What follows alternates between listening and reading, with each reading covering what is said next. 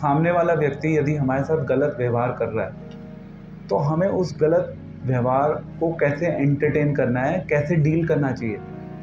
उसने हमारी लाइफ में हैवक क्रिएट किया हुआ, हाउ डू वी हैंडल।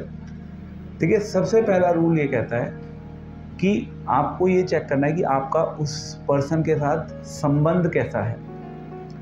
अगर वो आपके जीवन में बहुत क्लोज है, ठीक है, लेट से वो आपके परिवार का सदस्य है, अब बहुत क्लोज संबंध है, तो क्लोज संबंध की परिस्थिति में आप छोड़ तो सकते नहीं, इग्नोर कहाँ तक करोगे आप, एक सीमा तक इग्नोर कर पाओगे। अगर आपका संबंध दूर का है, इग्नोर करो, जाओ आगे मूव ऑन करो लाइफ। अगर आपका संबंध क्लोज है तो यस, आप बैठकर कंसल्ट कर सकते हैं, डिस्कस कर सकते हैं, किसी समझदार व्यक्ति को बीच में इन्वॉल्व कर सकते हैं।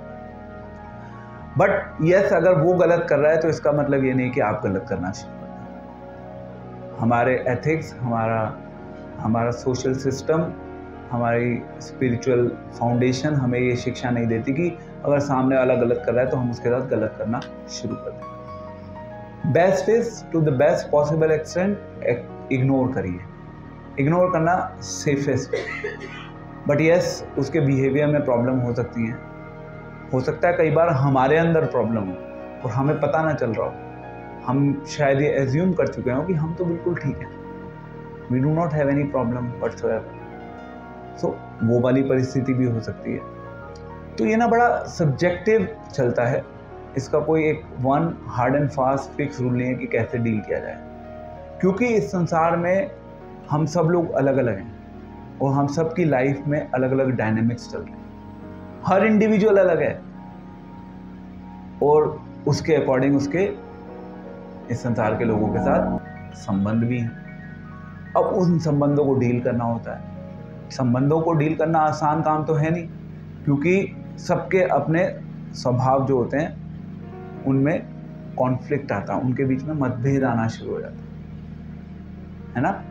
अब मतभेद आ, इन्होंने कुछ कहा, इन्होंने कुछ कहा, मैं कुछ कह रहा हूँ। अब सबको समन्वय करके चलना एक मुश्किल कार्य है। बट यस, जितना हम अपने जीवन में अध्यात्म को सही मार्गदर्शन में रहकर अपनाएंगे, उतना भगवान हमें ट्रेंड भी कर देंगे कैसे डिफिकल्ट लोगों को डील करना है, चाहे वो हमारे निकट संबंधी हैं, चाहे वो दूर के लोग हैं। सामने वाला अभी ट्रेंड नहीं है। आपको बाय डिफ़ॉल्ट आपको पता है कि सामने वाले में प्रॉब्लम हो सकती है, सामने वाला गीता के अनुसार अपने जीवन को नहीं जी रहा। कोई बात नहीं, हम जीना शुरू करते हैं, हम जीना शुरू करेंगे तो डेफिनेटली हम उस डिफ़िकल्ट परिस्थिति को डील करने में सक्षम हो जाएंगे। ऐसा जरूरी नहीं है कि हमारे जीवन से वो परिस्थिति दूर हो जाएगी, पर हम उस परिस्थिति को डील कर पाएंगे। भगवान वो कला दे देंगे हम, क्योंकि हमारे अंदर तो व्यक्तिगत स्तर पे सुधार आएगा ना। सामने वाला फॉलो नहीं कर रहा, उसमें सुधार नहीं आएगा।